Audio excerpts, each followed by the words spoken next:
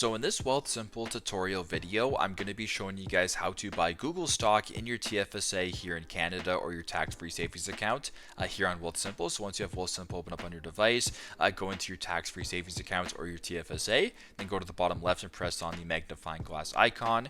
Go to the top search bar here, press on search, and then type in Google. Right here. So as you can tell, Google actually doesn't come up, but that's because you got to type in a ticker symbol GOOGL for Alphabet Incorporated Class A. So we're just going to go ahead here and press on that option right there. Then go to the bottom and press on buy, and then press on stocks. So then once you're here, you have to go ahead and confirm which account you want to buy Google stock in. But since we want to buy in our TFSA, we're going to go ahead and press on TFSA and then press on confirm, or press on next, I should say, at the bottom. Then I'm going to go ahead and type in however much money you want to invest in, but also you can change this from a fractional buy by going to the top, pressing on fractional buy, and then changing it to market buy, limit buy, or whatever you really want to do. So we're just going to go ahead and keep it at fractional buy, then go $1 for demonstration purposes, then go to the bottom and press on continue.